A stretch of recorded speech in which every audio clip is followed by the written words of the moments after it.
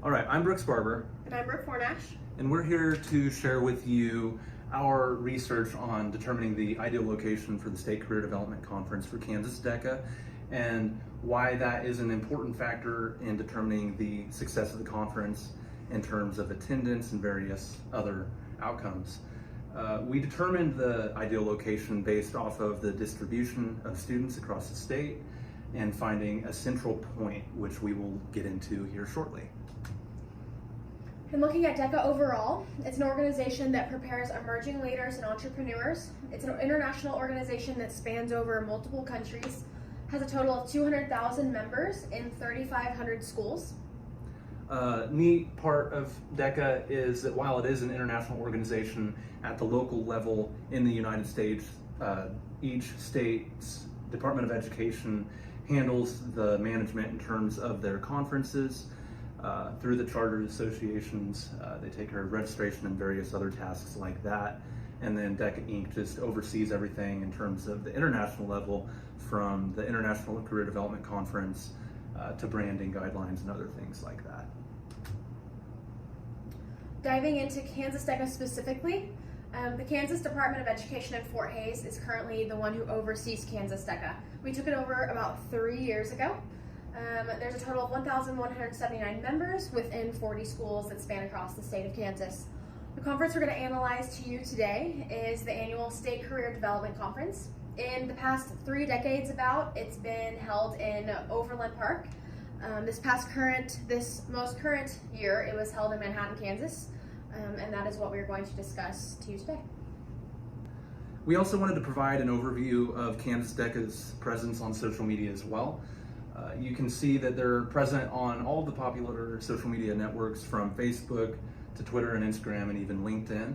They have 800 followers around that on Facebook, around 1,900 on Twitter, almost 600 on Instagram, and they recently started their LinkedIn. There's currently 2 people connected with the organization on that platform. While they are present, they aren't very active on these platforms. Facebook and Instagram, there's been no posting or activity on those within the last few months. On Twitter, Kansas DECA did retweet some content from advisors and students at the Manhattan conference to kind of show their experience. And LinkedIn obviously is new and there's no content on there. So moving forward, that's a great opportunity for Kansas DECA to expand on the web, to interact with their members, advisors, and recent graduates by developing original content. While we were developing this project, we conducted our research with these people in mind primarily. Of course, the association management, which includes Scott Jones, who is the state advisor for the whole state, as well as the employees that work under him at the state office.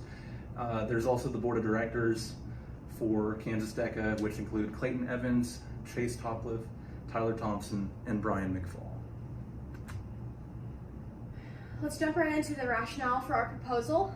When looking at the conference overall, the success really does lie within where it's located, within the state. Whether that be within the city itself, or whether that be within the state as a whole. Obviously, there's factors that play into the location more than just where it's located, such as hotel, attractions, restaurants, facilities, and the services within the facilities. Also, with the location as well, it is very impactful with DECA because of the difference in population across the state. We find that the location of where the conference ends up plays a big part in which far extremity of the right or the left, where those chapters decide whether or not they will attend the conference.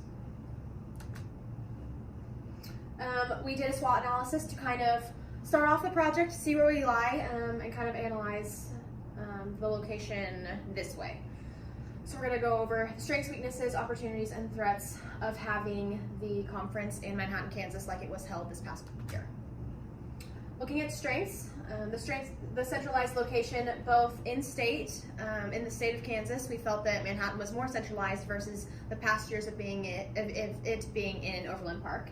And also within the city of Manhattan, we felt that the Kansas State University, which is where the conference was held, was centralized as well, which was beneficial. The facilities on the campus are obviously structured to be based in educational purposes. So since DECA is obviously an educational organization, we felt that it prospered because of that. As well as the adequate services within the campus. Since we had it in the Union, we held the conference in the Union on Kansas State University campus. They had free Wi-Fi, they had a good food court. This allowed the students to have ample space to go and move about and meet and greet with each other without it feeling too cramped. The hotel options and restaurants and the other factors that I discussed earlier are all very close in relation to the campus. We felt that was beneficial. We did feel like the campus itself was kind of centralized, which made it very easy for the students to find options surrounding the campus. Looking at weaknesses on the same topic of leaving campus, it is also a weakness as in past years, everything has been within a hotel. The conference and lodging has been within a hotel, and obviously this time the lodging will be outside in a hotel versus in the Union. This means that chapters do have to go off campus and find hotels, so it's not all centralized into one location in the past years, so that could be a weakness. The Union hours we found at the conference itself were limited. We didn't know of all of the limitations until we got there, so it was unexpected, which caused just a delay in some of the preparation we planned on doing. So it was just a factor, but it's something that it was a weakness then. It could be something we could be aware of for the future. Security and oversight, same with the students being off campus. It's very hard to look at all of this, be aware of all of the students around if they're not always in one location. So because of them having to leave to do off-site lodging, that's just going to be a factor with that. Going into opportunities, like I had said about it being an educational facility, the D1 college campus obviously has the facilities, the services to hold a conference such as ours. With it being an educational facility, we could do career-related tours, such as having a tour of the Bill Snyder Family Stadium that could tie into, in specific, the Sports and Entertainment Marketing Project, which is a project that some high school students are competing at this conference. Other activities and attractions around town, it's obviously suited to the younger population, so there's options for our high schoolers as well. Because of the centralized location, it really is an option for schools in the past who haven't wanted to travel all the way to the very easternmost region of the state. They may feel like maybe they can come now. It's a little bit more of an option to them. And finally, to look at the threats that we have. With it being in the same conversation of having it in a college town, a college university, events such as Fake Patty's Day pop up, and it's something that we need to be aware of and can plan for and be proactive about. Because this event in specific is really just all about drinking, it's really something to consider, especially since we're bringing 900 plus high school students to the town. We obviously don't want to promote that. We don't want to promote underage drinking. We want to be smart about it. So this threat is really something that we need to be proactive about and plan ahead. This could entail us making sure that the conference doesn't fall on the same weekend as Fake Patty's Day, but it is something to consider. As well as with any event, it could be a K-State game, it could be an event like Fake Patty's, hotel room availability is slim, and it's hard for chapters to go out and find hotel space if it really is just packed that weekend in that town. As always in Kansas, weather is always an issue. For this past conference, the snow was a factor, and so that ended up being okay, but at the beginning it seemed like it could have been a problem for potential schools. So it's hard to plan, especially if we don't find out about weather within a few weeks, but it's something to always be aware of in Kansas. After conducting our SWOT analysis, we wanted to analyze the population of the students that are a part of Kansas DECA. So first here we went and looked at the membership registration system from DECA Inc. at the national level. And that data gave us an overview showing that there are 881 members in 24 chapters in the eastern region. There are 221 members within 11 chapters in the central region and 77 members within 5 chapters in the western region. That brings up a grand total of around almost 1,200 students in 40 chapters around the state. We use this data to plot the points of the chapters shown by the gray dots on the map around the state. That just shows the locations. And then from that, we were able to generate a heat map that basically shows the concentration of students. The warmer colors show that there are more students within those areas, and the lighter colors obviously fade out to almost no students in a large portion of the state. And then from that, we calculated, using a software called ArcGIS, the population center. First, the ellipse that shows the general distribution of the population, so you can see that obviously it's heavily centralized in the northeast part, and then kind of expands out into west central and southwest Kansas. And in the middle of that is the mean center point, about 20 miles south of Topeka, and that is the actual population center of the Kansas DECA students.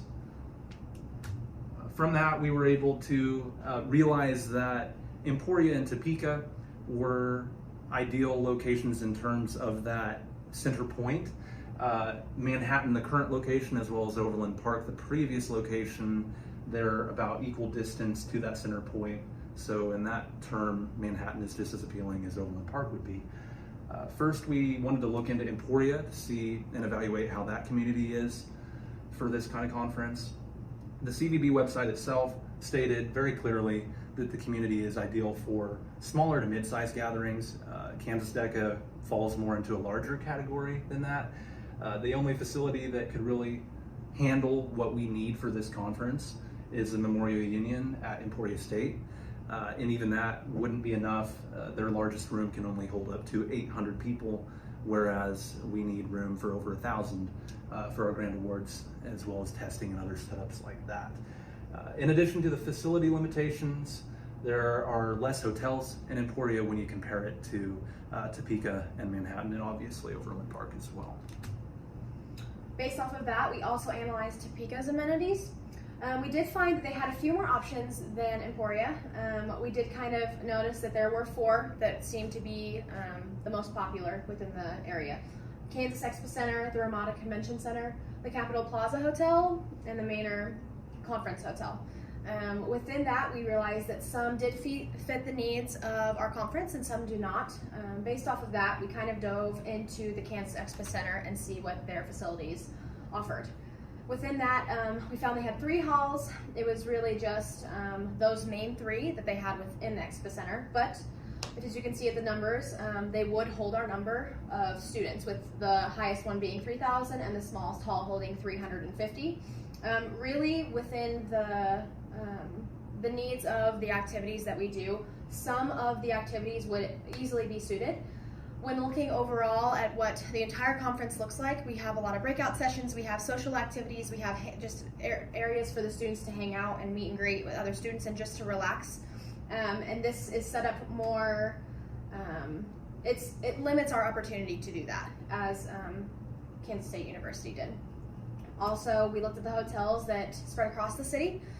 They are farther away from the Expo Center than compared to KSU for the hotels around there. It really is very close proximity in Manhattan, and here the students really would. They would have to drive farther away than they even do in Manhattan, even if it's off facility. We really would like them to still be remote, and that really is not as, we're not as capable to do that in Topeka.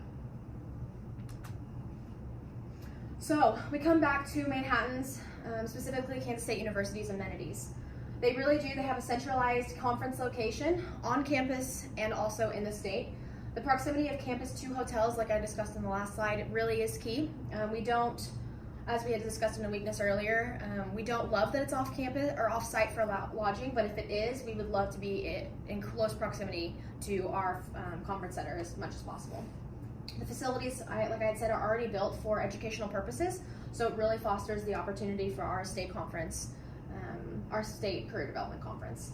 The union services and features really do meet all of the needs of the individual, whether it be smaller group sizes or as large as our 1,200 person grand award ceremony. It really does fit all of the needs. The features such as the food court, the hangout areas, the free Wi-Fi are very important, just because of it simply is dealing with a lot of, it's dealing with high school students and prospering them in an educational environment.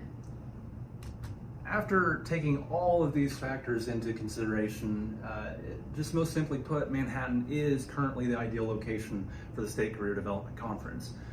Just based off the current population, again, the facilities, I like to always think about how we had testing this year. The lecture halls are set up for that. In other places, you would have to reset those rooms multiple times, whereas Kansas State just has that ready for us permanently. And of course, the lodging and everything that Brooke has talked about time and time again, it's just ideal given the population center. Now, that's not going to continue forever. Previously, perhaps, Overland Park was the ideal location center.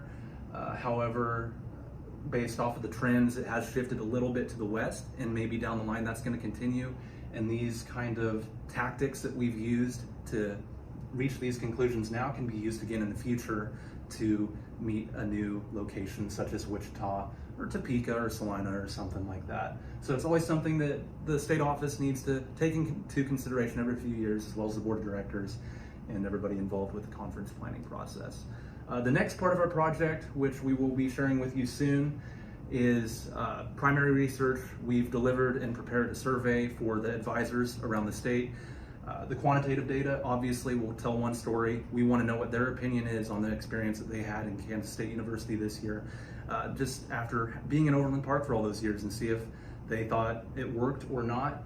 And we're going to use that information to further explore whether or not Manhattan is a good location to host a state conference. And with that, that concludes our presentation for now, and we thank you for your time.